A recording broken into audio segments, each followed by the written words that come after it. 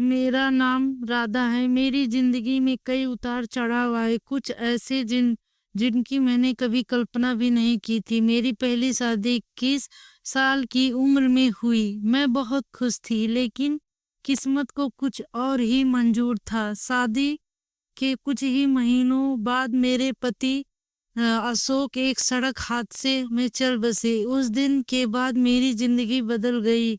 मैं 22 साल की उम्र में विधवा हो गई। उस समय मैं इतनी कमजोर और बेबस महसूस कर रही थी कि कुछ भी समझ नहीं आ रहा था। समाज की परंपराओं और बातें सुनने को मिली, जिनमें से कुछ ने मेरे दिल को चीर कर रख दिया। मेरे माता पिता ने मेरी हालात देखी और मेरी दूसरी शादी का फैसला किया, लेकिन यह आसान नहीं था। विधवा के लिए दूसरा जीवन साथी ढूंढना हमारे समाज में हमेशा से मुश्किल रहा है। कुछ समय बाद मेरे माता पिता ने मेरी शादी एक 45 वर्षीय व्यक्ति रामेश्वर से तय कर दी। वह उम्र में मुझसे काफी बड़े थे, लेकिन उनके पास अनुभव और स्थिरता थी। मेरे माता पिता ने उन्हें मेरे लिए सही समझा। मुझे इस फैसले को स्वीकार करना पड़ा, क्योंकि मेरे पास कोई और रास्ता नहीं था। शादी के बाद मेरी जिंदगी ने एक नया मोड़ लिया। शुरू के दिनों में मुझे बहुत डर लगा। नई जिंदगी, नए लोग और ऐसी शादी जिसमें उम्र का बड़ा फर्क था। मैंने सोचा कि क्या मैं कभी इस रिश्ते में खुश रह पाऊंगी। धीरे धीरे मेरी शादी एक रूटीन में ढल गई। मेरे पति उम्र में मुझसे बड़े थे और अपने काम में व्यस्त रहते थे। उनका ज्यादातर वक्त ऑफिस में गुजरता था। घर आने के बाद वे अक्सर थके हुए रहते और जल्दी सोने का बहाना बना लेते।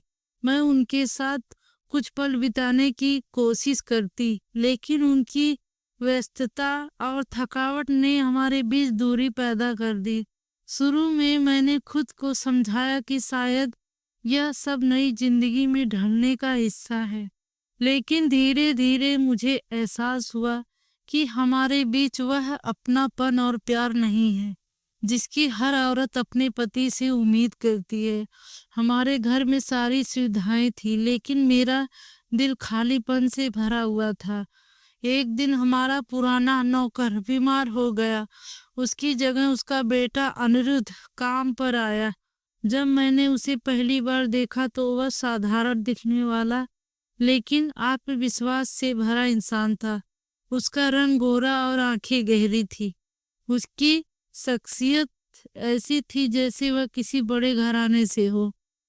अनिरुद्ध ने बड़े ही विनम्र स्वभाव से अपना परिचय दिया और कहा, मालकिन, मैं यह कुछ दिनों तक आपकी सेवा करूंगा। मैं पूरी ईमानदारी से काम करूंगा जैसा मेरे पिता ने किया है। उसकी बातें सुनकर मैं उसकी सादगी और आत्मविश्वास से प्रभावित हो गई। धीरे धीरे उसकी मेहनत और ईमानदारी ने मेरे दिल में उसके लिए एक खास जगह बना ली। वह हर काम पूरी लगन से करता और कभी शिकायत का मौका नहीं देता। उसकी मासूमियत और बातों में सच्चाई थी। मेरी नजरें बार बार उसकी ओर उठ जाती। मैंने खुद को कई बार समझाने की कोशिश की कि ये सब गलत है, लेकिन मेरा दिल मानने को तैयार नहीं था। अनिरुद्ध ने मेरी जिंदगी के खालीपन को भर दिया था। उसकी मौजूदगी से मेरी बेजान जिंदगी में जैसे नई ऊर्जा आ गई थी। एक दिन मेरे पति को अचानक काम के सिलसिले में बाहर जाना पड़ा। जाते समय उन्होंने अनिरुद्ध को मेरी देखभाल की जिम्मेदारी दी। उन्होंने मुझसे कहा, अगर किसी चीज की जरूरत हो तो मुझे फोन करना। मैंने उन्हें भरोसा दिलाया कि सब ठीक रहेगा।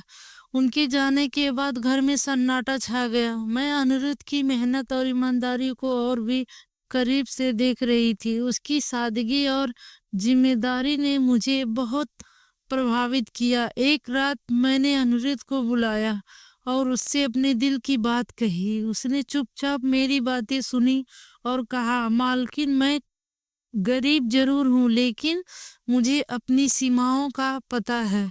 मैं शादीशुदा हूँ और अपनी पत्नी के प्रति वफादार रहना मेरा धर्म है। उसकी बातों ने मुझे झकझोर दिया।